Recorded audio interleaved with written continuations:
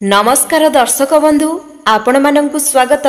आजिर एक नुआ भिडियो रे आज आमे आपण मानंकु जणैबु घर पाखरे एही केतोटी गछ रहिले घर को टाणी आनंदी महाविपद। बंधुगण कथारे अछि वृक्ष ही जीवन आ वृक्ष आमर बंधु अटे, किंतु जदि वृक्ष सठिक वास्तु हिसाब रे आम घरे रही न थाए तेबे से आम मानंको पई सबुठु बड़ शत्रु पालटि जाइथाए। दुख दरिद्रता और विपद मानंकु घर को टाणी आनी थाए, किंतु सबु गछ एपरि होई न थाए। किछि गछ अछि जाहाकि भगवानंक सदृश कृपाफल देइथांती। एही वृक्ष माने वास्तव रे भगवानंकर स्वरूप होइथांती। तेबे आसंतु जानिबा केउ वृक्ष आम घरे रहिबा द्वारा उन्नति होइथाए एवं केउ वृक्ष रहिबा द्वारा आम मानंकर दुख दरिद्रतार कारण होइथाए। आमर धर्मशास्त्र अनुसारे किछि गछ को बहुत शुभ एवं पवित्र गछ बोली कुहा जाइछि। सेही गछ घर पाखरे रहिले सकारात्मकता बढ़ी थाए। जेउ घरे सकारात्मकता रही थाए सेही घरे धन संपत्ति सुख शांति बनी रही थाए। सेही गछ सबु हेउछि गंगशिउली गछ, बेल गछ, भृसंग गछ, डालिंब गछ, अँला गछ एवं तुलसी गछ। किंतु आम शास्त्र मानंकरे किछि एमिति गछर वर्णना करा जाइछि जाहाकि घर पाई बहुत अशुभ होइथाए। प्राचीन ग्रंथ अनुसारे एही गछ मानंकरे भूत प्रेत शक्ति तथा समस्त प्रकारर नकारात्मक शक्ति वास करिथांती। जदि एही सबु गछ आपणक घरे रही थाए बा घर सम्मुखरे रही थाए तेबे आपणकर आर्थिक संकट देखा देबा सहित मानसिक चाप मध्य बढ़ी थाए। एहीपरि गछ घरे नकारात्मकता को बढ़ाई थांती, जेउ कारणरू घरे वाद विवाद कली झगड़ा बढ़ी चली थाए। आज आमे जानिबा सेही सबु गछ मानक विषय रे जहा बहुत अशुभ होई थाए। प्रथमतः कंटा जातीय गछ। एहा घर पाखरे बा घर सम्मुखरे रहिले घरे दुख दरिद्रता बढ़ी चली थाए। घरर समस्त सदस्यंक स्वास्थ्य बिगाड़ी देई थाए। कुहा जाए एही कंटा जातीय गछ बा क्षीर जातीय गछ घर पाई बहुत अशुभ होई थाए। एही सबु गछ रहिबा द्वारा घरे वाद विवाद ओ कलह झगड़ा चाली रही थाए। सेथिपाई कंटा जातीय गछ घर पाखरे कि घरे केबे भी रखंतु नाही। बबुल कंटा गछ एहा घर पाई बहुत हानिकारक होइथाए। एहा घरर आख पाखरे कि सम्मुखरे रहिले घरे रोग शोक दुख दारिद्रता देखा देइथाए। द्वितीय रे खजुरी गछ। खजुरी गछ अत्यंत सुंदर होइथाए। एहार फल मध्य मधुर होइथाए, किंतु एहा घर पाखरे कि घर सम्मुखरे रहिबा द्वारा अत्यंत हानिकारक होइथाए। वास्तुशास्त्र अनुसारे जेउ घरे एही गछ थाए सर्वदा सेही घरे दारिद्रता लागी रही थाए। आउ घरे जेते आय कले मध्य ताहा केबे अंटे नाही। बाउंस गछ। एही बाउंस गछटी बहुत शुभ कार्य रे लागि थाए। चौरारे पणा घड़ी हेउ अबा आकाश दीप पाई हेउ, देवादेवींकर पताका लगाइबा पाई हेउ किंबा यज्ञशाला पाई हेउ, एहार आवश्यकता अनेक क्षेत्र रे होई थाए। किंतु एही गछ घर सामने रहिबा द्वारा अशुभ होई थाए। एही गछरे भूत प्रेत ओ पिशाच वास करिबा पाई बहुत पसंद करिथांती। जदि एहा घर सम्मुखरे रहे तेबे बहुत असुविधा होई थाए। बंधुगण एबे आसंतु जानिबा केउ सबु गछ केउ जागारे रहिले घर को उन्नति आसी थाए। प्रथमतः तुलसी गछ। हिंदू धर्म रे तुलसी गछ को माता लक्ष्मींकर स्थान दिया जाइछि। कुहा जाए कि जेउ घरे तुलसी गछ को पूजार्चना करा जाए सेही घरे भगवान विष्णुंक कृपा बनी रही थाए। एहा आपणक घरे थिबा समस्त नकारात्मक ऊर्जा को दूर करिबार क्षमता रखी थाए।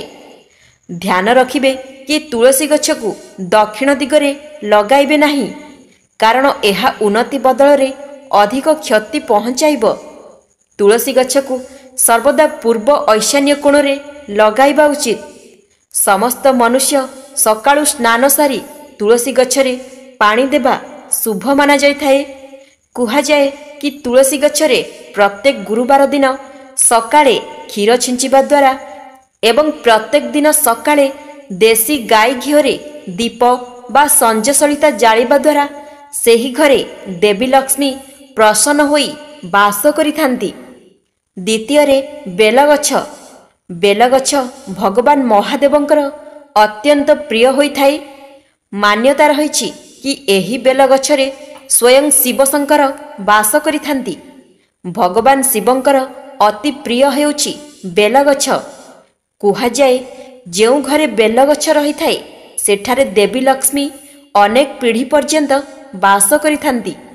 ଏହାକୁ ଘରେ ଲଗାଇବା ଦ୍ୱାରା ଧନର ଦେବୀ ମା ଲକ୍ଷ୍ମୀ ଅଧିକ ପ୍ରସନ୍ନ ହୋଇଥାନ୍ତି ଏବଂ ଘରର ସମସ୍ତ ବିପଦ ଆପଦକୁ ଦୂର କରିଥାନ୍ତି।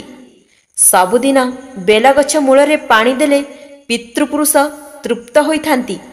ଏହା ମଧ୍ୟ ମାନ୍ୟତା ରହିଛି ବେଲଗଛ ସହିତ ଶ୍ୟତ ଅରଖ ଗଛ ପୂଜା କରିଲେ ମା ଲକ୍ଷ୍ମୀ ପ୍ରସନ୍ନ ହୋଇଥାନ୍ତି। ବେଲଗଛକୁ ପ୍ରତ୍ୟେକ ଦିନ ସକାଳେ ଏବଂ ସନ୍ଧ୍ୟାରେ ଦର୍ଶନ କରନ୍ତୁ। ଏପରି କରିବା ଦ୍ୱାରା ଅନେକ ପାପ ନଷ୍ଟ ହୋଇଥାଏ। ବେଲଗଛ ଘରେ ଲଗାଇବା ଦ୍ୱାରା ବଂଶ ବୃଦ୍ଧି ମଧ୍ୟ ହୋଇଥାଏ ଏବଂ ଏହାକୁ ନଷ୍ଟ କଲେ ମନୁଷ୍ୟ ଘୋର ପାପର ଭାଗୀ ହୋଇଥାଏ। ତୃତୀୟରେ ଶମୀ ଗଛ। ଶମୀ ଗଛ ଘରେ ରହିବା ମଧ୍ୟ ବହୁତ ଶୁଭ ହୋଇଥାଏ। ଏହି ଶମୀ ଗଛ ଘରର ମୁଖ୍ୟ ଦ୍ୱାରର ବାମ ପାର୍ଶ୍ୱରେ ଲଗାଇବା ଉଚିତ। ଏହି ଶମୀ ଗଛର ମୂଳରେ ସୋରିଷ ତେଲ କିମ୍ବା ରାଶି ତେଲର ଦୀପ ଜଳାଇବା ଉଚିତ। ଏହାଦ୍ୱାରା ଶନି ପ୍ରକୋପରୁ ମୁକ୍ତି ମିଳିଥାଏ ଏବଂ ଶନି ମହାରାଜା ଅଧିକ ପ୍ରସନ୍ନ ହୋଇଥାନ୍ତି। ବିଜୟା ଦଶମୀ ଦିନ ଏହି ଶମୀ ଗଛର ଧୁମଧାମରେ ପୂଜା କରିବା ଦ୍ୱାରା ସେହି ଘରେ କେବେ ବି ଧନଧାନ୍ୟର ଅଭାବ ରହିନଥାଏ। ଶମୀ ଗଛକୁ ଏପରି ଲଗାନ୍ତୁ ଯାହାଦ୍ୱାରା ଘରୁ ବାହାରିବା ସମୟରେ ଡାହାଣ ପାର୍ଶ୍ୱରେ ରହୁଥିବ। ଚତୁର୍ଥରେ ଅଶ୍ୱଗନ୍ଧା ଗଛ। ଏହି ଗଛକୁ ମଧ୍ୟ ଶୁଭ ମାନାଯାଇଥାଏ। ଏହାକୁ ଘରେ ଲଗାଇବା ଦ୍ୱାରା ଘରର ବାସ୍ତୁଦୋଷ ଦୂର ହୋଇଯାଇଥାଏ। ଏହା ଜୀବନର ଶୁଭତ୍ୱକୁ ବଢ଼ାଇଥାଏ। ଏହା ଜୀବନକୁ ଆହୁରି ସୁଖମୟ କରିଥାଏ। ଏହା ଅତ୍ୟନ୍ତ ଲୋକପ୍ରିୟ ଏବଂ ଔଷଧୀୟ ଗୁଣ ବିଶିଷ୍ଟ ଗଛ ଅଟେ। ପଞ୍ଚମରେ ଅଁଳା ଗଛ। ଯଦି ଘରେ ଅଁଳା ଗଛ ଲାଗିଥାଏ ତାହା ପୁଣି ଉତ୍ତର ଦିଗ ବା ପୂର୍ବ ଦିଗରେ ଲାଗିଥାଏ ତାହେଲେ ଅଧିକ ଲାଭଦାୟକ ହୋଇଥାଏ। ଏହା ଆପଣଙ୍କ କଷ୍ଟକୁ ନିବାରଣ କରିଥାଏ। ଅଁଳା ଗଛକୁ ପୂଜା କଲେ ଏହା ଆପଣଙ୍କ ଅଭିଳାଷ ପୂରଣ କରିଥାଏ। ଧାର୍ମିକ ମାନ୍ୟତା ଅନୁସାରେ ଏହି ଗଛରେ ସମସ୍ତ ଦେବତା ବାସ କରିଥାନ୍ତି। ଏହା ସହିତ ଅଁଳା ଗଛର ଫଳ ଭଗବାନ ବିଷ୍ଣୁଙ୍କୁ ଅଧିକ ପ୍ରିୟ ହୋଇଥାଏ। ପୁରାଣ ଅନୁସାରେ ଶୁଭ ମାସ କାର୍ତ୍ତିକ ମାସରେ ବିଷ୍ଣୁ ପ୍ରତ୍ୟକ୍ଷ କରିଥାନ୍ତି। ଏହା ମଧ୍ୟ ମାନ୍ୟତା ରହିଛି କି ଯେଉଁ ଘରେ ଏହି ଗଛ ଉତ୍ତର ଦିଗରେ ରହିଥାଏ ସେହି ଘରେ ଭଗବାନ ବିଷ୍ଣୁଙ୍କ କୃପାରୁ ସୁଖ ସମୃଦ୍ଧି ଧନଧାନ୍ୟ ବୃଦ୍ଧି ହୋଇଥାଏ। ଶାସ୍ତ୍ରରେ କୁହାଯାଇଛି କି ଯେଉଁ ବ୍ୟକ୍ତି ଗୋଟେ ଅଁଳା ଗଛ ଲଗାଇ ତାହାର ଯତ୍ନ ନେଇଥାଏ ତାକୁ ରାଜର୍ଷି ଯଜ୍ଞର ଫଳ ପ୍ରାପ୍ତି ହୋଇଥାଏ। ବାସ୍ତୁଶାସ୍ତ୍ର ଅନୁସାରେ ଘରେ ଅଁଳା ଗଛ ଲଗାଇବା ଅତ୍ୟନ୍ତ ଶୁଭ ହୋଇଥାଏ। ଯଦି ଆପଣ ଜୀବନରେ ଆଶାନୁରୂପ ଫଳ ପାଇବା ପାଇଁ ଚାହୁଁଥାନ୍ତି ତାହେଲେ ଅଁଳା ଗଛ ଲଗାଇ ତାହାର ସେବା କରନ୍ତୁ। ଷଷ୍ଠରେ ଅଶୋକ ଗଛ। ହିନ୍ଦୁ ଧର୍ମରେ ଅଶୋକ ଗଛକୁ ବହୁତ ଶୁଭ ଓ ଲାଭକାରୀ ମାନାଯାଇଥାଏ। ଅଶୋକର ଅର୍ଥ ହେଉଛି ଯେଉଁଠାରେ ଶୋକ ନଥାଏ ବା ଦୁଃଖହୀନ ସ୍ଥାନ। ଏହି ଅଶୋକ ଗଛ ଦୁଃଖ ନାଶ କରି ସୁଖ ଶାନ୍ତି ପ୍ରଦାନ କରିଥାଏ। ଏହି ଗଛ ଯେଉଁ ଘରେ ଥାଏ ସେଠାରେ ସ୍ନେହ ସହାନୁଭୂତି ବନି ରହିଥାଏ।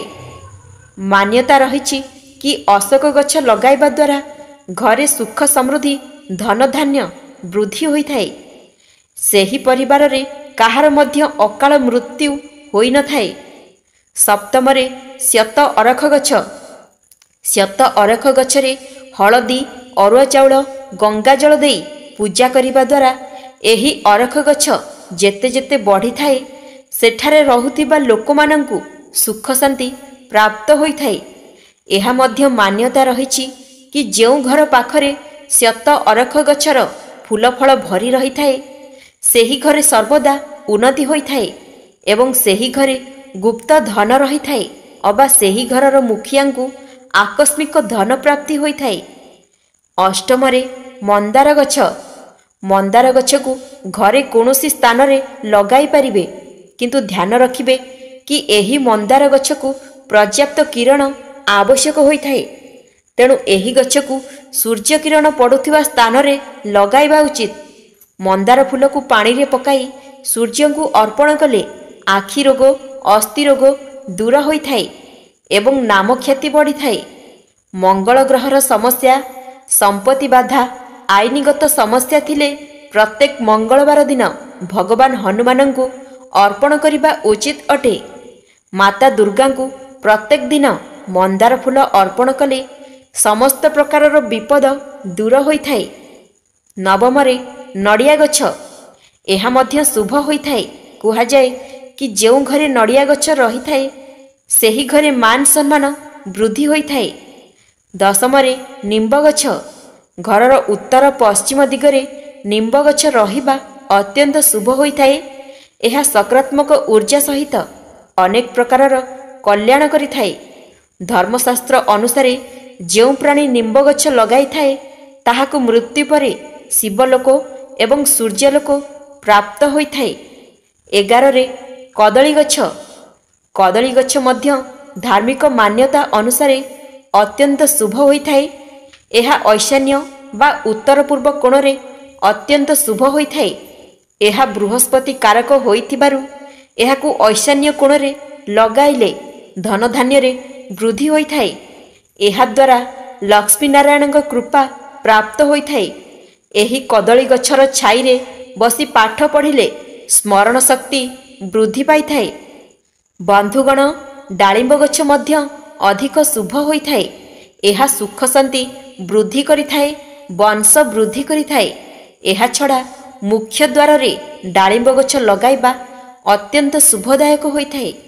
ବନ୍ଧୁଗଣ, ଯେଉଁ ଘରର ପୂର୍ବ, ପଶ୍ଚିମ, ଉତ୍ତର ଏବଂ ଐଶାନ୍ୟ କୋଣରେ ବଗିଚା ରହିଥାଏ ସେହି ଘରେ ଧନ, ଯଶ, ମାନ ସମ୍ମାନ ବୃଦ୍ଧି ହୋଇଥାଏ। ତେବେ ବନ୍ଧୁଗଣ, ଯଦି ଏହି ଭିଡ଼ିଓଟି ଆପଣଙ୍କୁ ଭଲ ଲାଗିଥାଏ ଭିଡ଼ିଓଟିକୁ ଲାଇକ୍ କରି ଆମ ଚ୍ୟାନେଲକୁ ସବସ୍କ୍ରାଇବ୍ କରିଦିଅନ୍ତୁ। ଧନ୍ୟବାଦ।